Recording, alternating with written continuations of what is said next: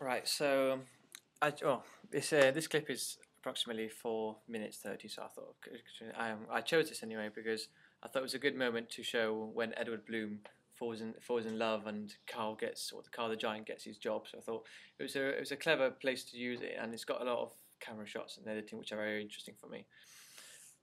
So I'll start off with the director. I mean, who directed it was Tim Burton. He's known Corpse Bride, Edward Scissorhands. I mean, some of the Batman movie he's done. Vincent, which is one of his oldest ones. So he's got quite a lot of selection here. I mean, he's got used some similar works here. He's used like the colourful and the reality slash fantasy inside. He's used them in Charlie Chocolate Factory, and he also used them in Alice in Wonderland. So we've got a bit of similarities here in his work. I did notice that in his films you tend to see the main character as the outsider. As Edward Bloom here is the outside hero, the superhero. Edward Scissorhands, you can see him as the outside crazy creature. And also a strange fact about this film is that before the film was released, his dad died, which shows a bit of maybe why he intentionally wanted to make this film. Which it's a bit interesting to know that he did this. Or to move on to some of the technical aspects now. First of all, with the camera shots, we've got several different varied camera shots here. We've got at the beginning you see this low shot of obviously just a circus act of a cat diving. I mean, this could obviously shown how the height of the distance and just to show how the act is done. We've also got long shots just the acts to see from the audience perspective, just to see how it's all going to make it more believable that it's a circus act. We do have some close-ups of the main character as to show interest and of the audience to be shocked or amazed. We see a good one about the ringmaster trying to draw him in using his non-verbal communication and his hands to attract the audience perspective. And then we have another low shot of the caravan coming in. It shows how big the caravan is and how the horse is very big. So and then we see the colossus, what he calls him, and how the camera tracks with the ringmaster to the audience to see how he's trying to scare them and induce fear to them. Then you see the act of the colossus eating the fire. It shows him how big he is and how scary he should be. And then we get an interesting one of where the main actor bored. You can see his face in the close-up bored, and he calls for the giant. And as soon as you see that, everything remains quiet, and you see over the shot shoulder to see in a high angle over the shot over the giant to show how strong he is and how the ringmaster who's looking up to him is very vulnerable and weak. We also got in the mise en scène we've got the use of the colours. We've got reds. We've got most of the circus is got bright colours to get some attention. The main character is wearing red throughout nearly all the whole film, and he shows him a bit energetic, and he shows him to stand out against all the public, which are wearing whiter and normal colours. We see the blue. We see the girl she's wearing a blue dress, which again makes her stand out and shows like she's more passive and more relaxing colour. The lighting in this moment, you've got artificial, which is from the circus. It's a big hard light, a spotlight to centre on one person, and he uses this to point out the giant in this. So it's a bit of a good way of positioning and centering a character in the film. We've got an outdoor setting. We've got it's a circus, obviously. It's set in the 50s, so you've got more of the costumes. You've got the hairstyles, so you can see lots of elements of it. Some non-verbal communication. We've got the ringmaster's hand movements and interaction with the audience. You've got their faces of surprising. You've got the facial expressions of boredom from the main character. We've got the proximity. You've got how the ringmaster gets closer to the audience to get him to interact and to show fear. And then as soon as the giant comes in, he stays away from him and sees him to be terrified, really. The costume we've got the audience, which have a casual outfit, more of a street of the period anyway. And then we've got some professional costume like the circus, and the makeup of the clowns is a bit more professional. And props in this, we only have inactive props. We only got circus props like the rings and the fire. But they have bright colours and fire just to get more attention to them, obviously. Then we have editing. There's approximately 80 cuts in that little 50 clip scene. They obviously speed up as at the end of the clip when the whole scene speeds up, so it shows how the camera is affected by all of this speed. And throughout the whole film and clip, it's technically to be slow cuts, as they want to tend to explain more of the scene, and there's not much action into it, so they just calmly explain the place. So the temporal relationships, there's the part there where the time stops. It's trying to. It looks like it's stopped with editing, but it's actually stopped with people, and then it's sped up with the editing later on. So it shows you how everything in the whole clip just speeds up in one moment, except the main character. Is a good way of editing and to show he's not affected by everything else in the whole world.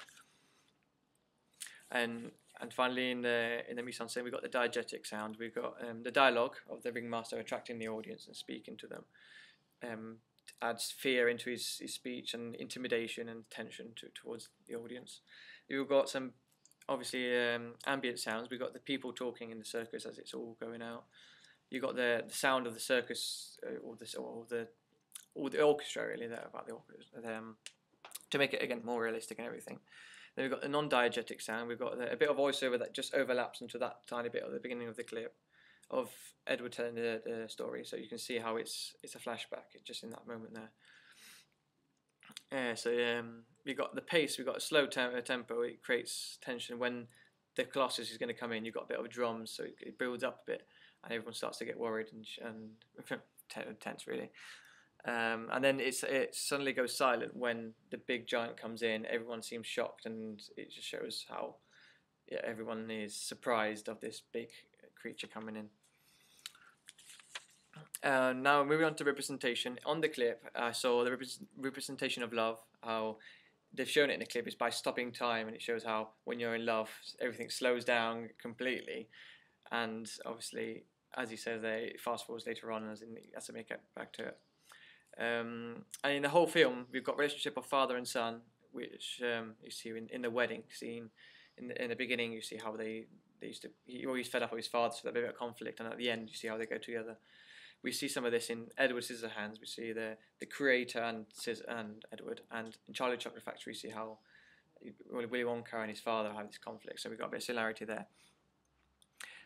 We also got reality and fiction. We've got a bit of the funeral shows this really clear how all the stories at the end of the film you can see if they were true or not and how different they were, like their twins weren't together or anything like that. And we also got wise versus young. We've got old Edward Bloom and young. You can see how the young one's naive and innocent, and the old one's clever and he knows all these stories and has all these adventures. We also Edward and his son Will. We also show how Will is an ignorant and doesn't want. He's fed up with the stories, even though they're real. He doesn't believe them, and you see this conflict until the end, where you see that he actually accepts his father's stories and knows that the wise is obviously better. We've got some target audience by IMDb standard. We've got 29 and under are the ones that watch this, and this is mainly because the actors, Ewan McGregor is more a charismatic character, so technically the youth would tend to see him more than older ages. It's rated at 12 PG, maybe because of the swearing in one of the beginning clips that maybe it's not appropriate for kids, but the only one similar to that would be Edward Scissorhands, that is a 12, because Tim Burton's films tend to be a PG movie, so there's a bit of strange how he chose to put this PG on it just to add some swearing, and it was a bit strange. The poster of the film is colourful to attract the younger audiences. It's got lots of colours, of different contrast of colours, and the trailer, in my opinion, it looked like a chick flick. It looked a bit very cheesy and so it kind of did attract the teenagers and a bit of the 20, 30-year-olds, as it said there. The genre, it's fantasy, drama, and adventure, and this is you can see this by the reality that Edward lives in. He's got his real life and his exaggerations of his stories that he puts in. And some similar films that have the same genre are, again, Edward Scissorhands, Charlie and the Chocolate Factory, and Alice in Wonderland. So they've got this reality and fantasy side of all of these films. So you kind of see what Tim Burton is specialised in right now in these genres. Narrative. In this clip, in the clip I chose, it doesn't show any flashbacks, so it's a linear clip. But in the whole film, it's non-linear. It's got loads of flashbacks and different stories he tells. The camera is omniscient, or the audience can see everything that's going on. You can see the story of Edward without Will knowing all the details and everything. And we see obviously what Edward sees, and we've got like the death of the kid's eye in the witch's eye. You can see that he can't see this, so we know everything that they don't know. The type of narrative would be a Candide. It's a naive, innocent hero, and a mix between Romeo and Juliet, as he falls in love and he can't get this woman, and he has to do all sorts of things to make her fall in love. And the historical and economical moment.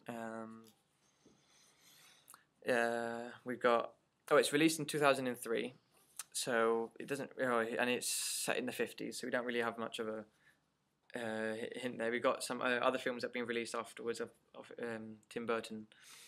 We've got Alice in Wonderland and Charlie Chocolate Factory, so we see a bit of those elements of this film in them. And it's based on a novel, Big Fish, in 1998, so you see where he got the idea from, and maybe the death of his father did help on choosing this moment and his father and son relationship. It cost $70 million to make, which is the average amount of money it cost for any of Tim Burton's films or his older films. And as he raised 220 million, so he got double the amount of what it cost him to create it. His later films, like Charlie and Chocolate Factory and Alice in Wonderland, cost 200 million to make. It shows how the director is evolving as he's making more films. It's costing more money, and it's going to gain more money, obviously. We've got some institutional characters. We've got the typecast. We've got Helena Bonham Carter, Albert Finney, and Deep Roy, and Danny DeVito have been used before in other films. We see Helena in Sweeney Todd and Corpse Bride, and Charlie and Chocolate Factory and Alice in Wonderland, obviously. Deep Roy's in Charlie and Chocolate Factory and Corpse Bride, so we can see him in two of them. Danny DeVito has been in Batman and in Mars Attack, so we've got, again, and Albert Finney has been in Corpse Bride, so he does know, in a way, these people. He hasn't used Ian McGregor before, which is a bit surprising, but he's done films like Island, Star Wars, and Moulin Rouge. He's more like a typical hero of this.